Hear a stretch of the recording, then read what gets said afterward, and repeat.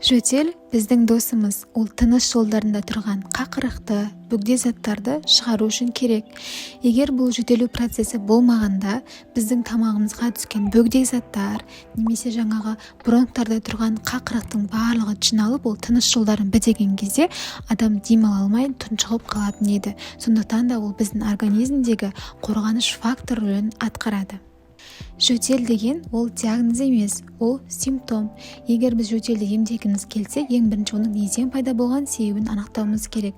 Жөтел бізде тек қана өкпе, бронх, тыныс жолдары ауруларында ғана емес, басқа да аурулардан туындайды. Мысалға, гастроэзофагальды рефлюкс болған кезде, жүрек аурулары кезінде, тіпті кейбір дәрілердің жанама әсері кезінде туындайды. Мысалға, артериялық гипертензиясы, яғни давлениесі жоғары адамдар АПФ ингибиторын қабылдаған кезде, және де ситостатиктерді қолданатын пациенттерде осындай жанама әсер ретінде жөтел туындауы мүмкін.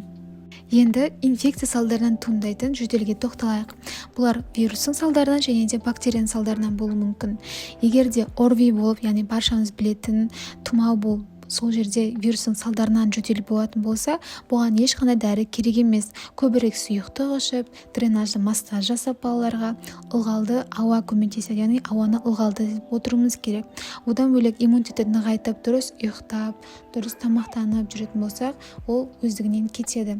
Көбінесе бронхит деген диагноз қойған кезде, бронхит 80-90% ол вирустың салдарынан туындайды.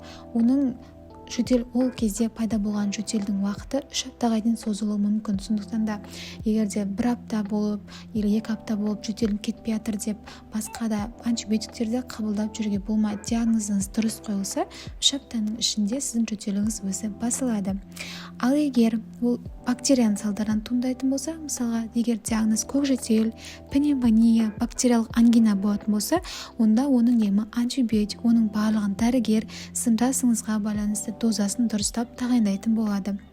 Жөтел пайда болған кезде міндетті түрде дәрігерге барып, сіз өкпеңізді тыңдатуыңыз керек. Егер де қандай да бір күдіктер болатын болса, ол ары қарай тағы да рентгенге, КТ-ға түсіруге направление беретін болады.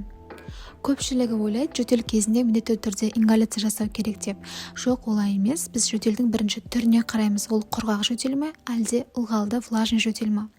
Егер де ылғалды влажный жөтел болатын болса, жаңағы қақырығыңыз шығып жатса, сіздің қақырығыңызды ингаляция көбейтеді. Ол көбейген қақырықты шығару мақсатында жөтеліңіз одан сайын күшейе беретін болады. Сондықтан, егер де ларингоспазм болатын болса, немесе бронх обструкциясы болған кезде ғана біз ингаляция жасайтын боламыз, және де ол кезде өзінің қолданатын арнайы глюкокортикостероидтер мен дозалары болады. Оны міндетті түрде сізге дәрігер тағайындайтын болады.